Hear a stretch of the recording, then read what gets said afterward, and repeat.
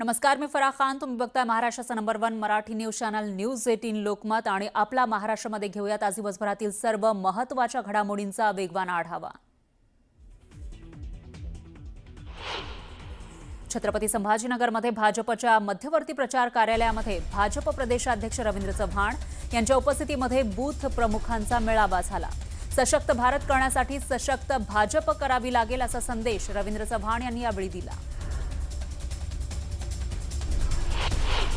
जालन्यात भाजपचे प्रदेशाध्यक्ष रवींद्र चव्हाण यांच्या उपस्थितीमध्ये पदाधिकाऱ्यांची बैठक झाली.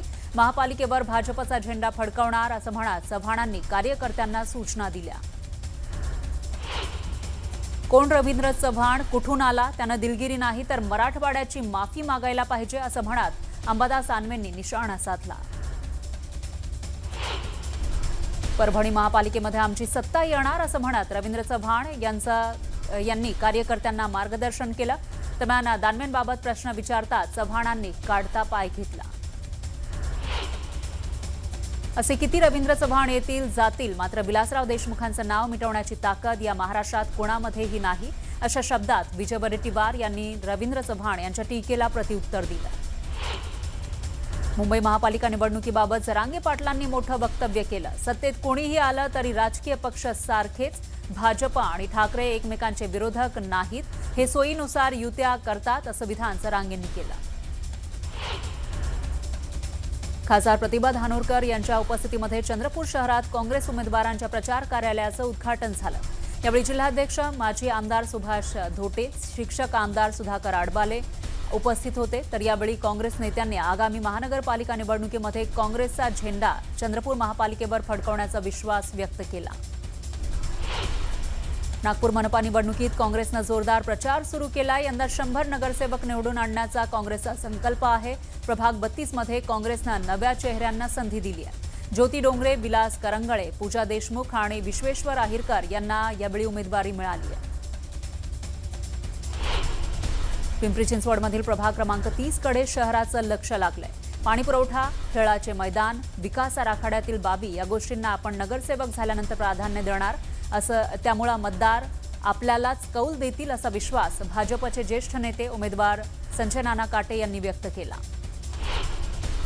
काही लोक वेगवेगळ्या रूपामध्ये येतील, जय भीम म्हणतील, बुद्ध विहारात जाऊन येतील आणि नंतर भाजपची कमळाबाई देऊन जातील. अशा कमळाबाई आणि त्या घड्याळाला विहाराच्या बस्तीच्या बाहेरच ठेवायचं आहे. आमच्या बस्तीत एंट्री नाही म्हणजे नाही असं वक्तव्य सुजाता आंबेडकरांनी केलं. छत्रपती संभाजीनगर शहरात शिवसेना युबीटीकडून अंबादास दानवेंच्या नेतृत्वात डोअर टू डोअर कॅम्पेन राबवलं जात आहे. कुठल्याही सभा न घेता उद्धव ठाकरेंची एकच सभा होणार आहे. त्या व्यतिरिक्त प्रत्येक मतदाराला त्यांच्या घरी जाऊन भेटण्याचं ठरवून हे कॅम्पेन राबवलं जात आहे.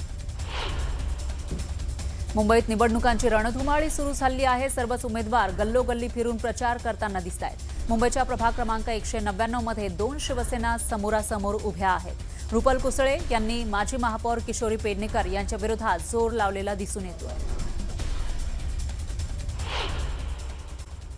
निवडणुकीला काहीच दिवस उरले असताना अपक्ष तेजल पवार यांनी राहुल नार्वेकर आणि मकरंद नार्वेकर यांच्यावर गंभीर आरोप केले.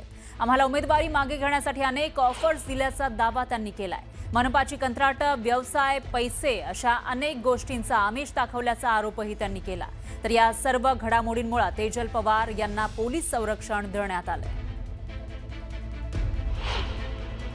माझ्या मिस्टरांच्या फोनवरून त्यांनी मला फोन केला. तर मी बोलली मी नाही येणार, माझ्या मिस्टरांना तुम्ही घरी पाठवून द्या, मी त्यांच्याशी डिस्कस करून मी ठरवेल काय करायचं. तर हे बोलल्यानंतर त्यांनी पुढच्या अर्ध्या तासामध्ये त्यांचा PA रवींद्र पांचाळ यांना आमच्या घरी पाठवले आणि ते मला समजावत होते की तुम्ही मागे घ्या ताई, तुम्ही माझ्या बहिणीसारख्या आहात वगैरे.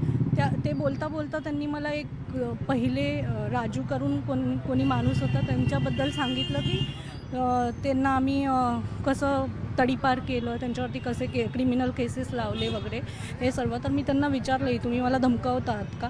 तर ते बोलले नाही धमकी नाही. मग हे धमकी नाही आहे तर मला हे सांगण्याचा काय हेतू होता त्यांचा, हे का सांगितलं मला की त्यांनी तडीपार केलं वगैरे. तर या गंभीर आरोपांवर नार्वेकरांकडून काय स्पष्टीकरण दिलं जातं ते बघावं लागेल. यानंतर पुन्हा घेऊयात बातम्यांचा वेगवान आढावा. ठाण्यात भाजप शिवसेनेकडून जाहिरातबाजीच्या माध्यमातून जोरदार प्रचार केला जातोय.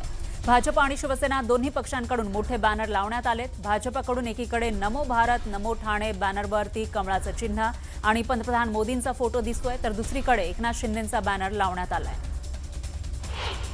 ही निवडणूक लोकशाही पद्धतीला बाजूला सारून हुकुमशाहीकडे वाटचाल करणारी दिसते असं म्हणत एकनाथ खडसेंनी निवडणूक आयोगाच्या कारभारावर टीका केली आहे. उमेदवारांवर दबाव आणून उमेदवारांना माघार घ्यायला लावण्याचा प्रकार सुरू आहे असंही ते म्हणाले.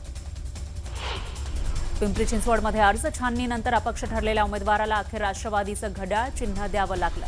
या प्रकरणामध्ये एबी फॉर्म गहाळ करणारे निवडणूक निर्णय अधिकारी हनुमंत पाटील यांची बदली करण्यात आली आहे. जयश्री भोंडवे यांचा एबी फॉर्म पाटील यांच्याकडून गहाळ झाला होता. त्यानंतर त्यांना अपक्ष ठरवण्यात आलं होतं.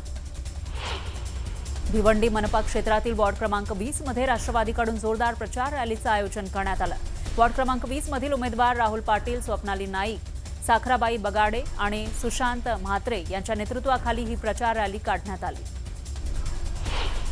राज ठाकरे आणि उद्धव ठाकरेंच्या संयुक्त मुलाखतीचा पहिला फोटो समोर आला. संजय राऊत आणि महेश मांजरेकरांनी ठाकरे बंधूंची मुलाखत घेतली आहे.